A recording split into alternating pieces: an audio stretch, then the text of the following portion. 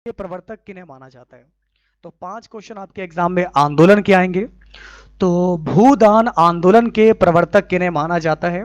भूदान आंदोलन जो है आचार्य विनोबा भावे के द्वारा सन 1951 में आरंभ किया गया स्वैच्छिक भूमि सुधार आंदोलन था।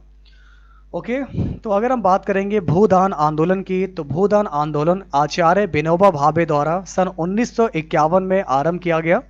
तो यहाँ पर आपका राइट आंसर विनोबा भावे हो जाएगा। और कब आरंभ किया गया था? 1951 में आरंभ किया गया था। विनोबा भावे की कोशिश थी कि भूमि का पुनर्वितरण सिर्फ सरकारी कानूनों के जरिए नहीं हो, बल्कि एक आंदोलन के माध्यम से इसकी सफल कोशिश की जाए।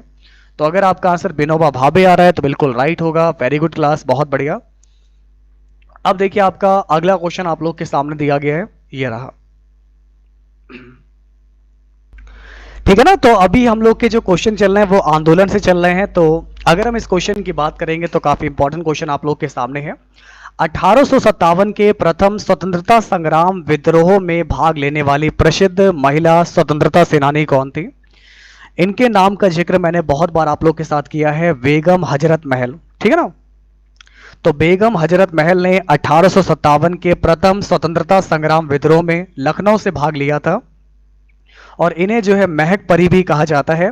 ये आपकी वाजिद अली शाह की द्वितीय की पत्नी थी। तो आपका सही जवाब हो जाएगा बेगम हजरत महल। तो लखनऊ से जो नेतृत्व किया था ये किया था बेगम हजरत महल ने। समझ में आ रहा है आप लोग को? अब बढ़ते हैं आगे। हमारा अगला क्वेश्चन आप लोग के सामने आपको दिया गया है। महात्मा गांधी भारतीय राष्ट्रीय कांग्रेस के अध्यक्ष किस वर्ष बने? दोस्तों, महात्मा गांधी भारतीय राष्ट्रीय कांग्रेस के जो अध्यक्ष थे ये किस वर्ष बने थे? देखिए, महात्मा गांधी जी की बात करेंगे तो इन्होंने 1924 में बेलगांव में आयोजित भारतीय राष्ट्रीय कांग्रेस के 40वें अधिवेशन के अध्यक्ष चुने गए थे। तो आपका सही जवाब हो जाएगा 1924 में। कहाँ इन्होंने अध्यक्षता कहाँ की थी? बेलूर गांव में। समझ में आ रहा है आप लोग को? तो ये आपका हो जाएगा यहाँ पर बेलगांव, सॉरी बेलगांव, बेलूर नहीं बेलगांव हो जाएगा। क्लियर इतनी बात? समझ में आ रहा है आप लोग को? तो बिल्कुल ध्यान से पढ़ते रहिए, मेहनत करते रहिए। अब बढ़ेंगे आगे, इसको देखिए। नेक्स्ट क्वेश्चन आप लोग के सामने आप लोग को दिया गया है, इसको बताइए। नेक्स्ट क्वेश्चन काफी इंपॉर्टेंट आप लोग को दिया गया है, ध्यान दीजिएगा। राष्ट्रीय गान सर्वप्रथम कब और कहां गाया गया? तो बहुत ही इंपॉर्टेंट क्वेश्चन आप लोग के सामने आपको दिया गया है।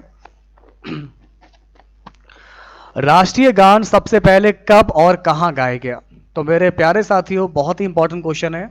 तो राष्ट्रीय गान की अगर हम बात करेंगे, जन गण मन। तो राष्ट्रीय गान जन गण मन रविन्द्रनाथ टैगोर के द्वारा 11 दिसंबर 1911 को लिखा गया था।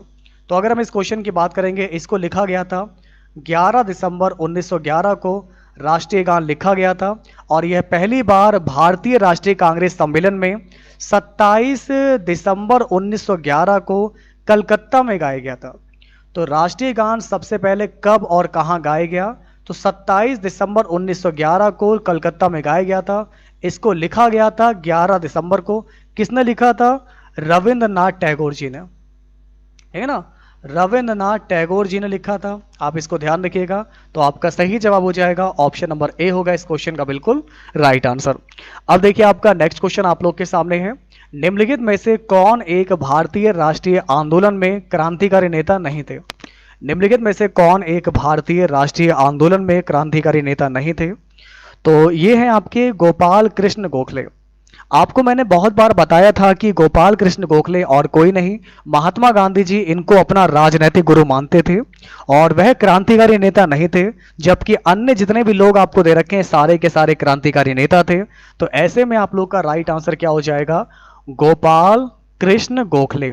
तो जिन दोस्तों का भी आंसर आ रहा है गोपाल कृष्ण गोखले, तो बिल्कुल राइट है। वेरी गुड क्लास, बहुत बढ़िया। अब देखिए आपका अगला क्वेश्चन आप लोग के सामने है कि भारत ने पृथ्वी के धरातल का कितना प्रतिशत घेरा हुआ है? तो अब हमारे जो है 5 क्वेश्चन जो थे ये हमारे भारतीय आंदोलन से लिए गए थे। इसके बाद जो आपका सिलेबस मुझसे कह रहा है, सिलेबस में आपसे मुझे बताया गया है कि 5 क्वेश्चन आएंगे भूगोल के। भूगोल में आपका भारत और विश्व का भौतिक भूगोल आएगा, जिसमें नदियाँ, नदियों की घाटियाँ, भूजल संसाधन, पर्वत पहाड़ियाँ, हिमनद, मरुस्थल, शुष्क क्षेत्र, वन, खनिज संसाधन, विशेषकर भारत और विश्व का राजनीतिक भूगोल, जलवायु कैसी है, मौसम, टाइम जोन, जनसंख्या, परिवर्तन, प्रवास, ये सब वगैरह वगैरह क्वेश्चन रहेंगे। मैं आपको एक झलक दिखा रहा हूँ किस तरीके से क्वेश्चन पूछे जाएंगे, देखिए। तो अगर हम बात करेंगे तो भारत ने पृथ्वी के धरातल का लगभग लगभग जो है 2.4% भाग घेरा हुआ है। तो आपका कितना भाग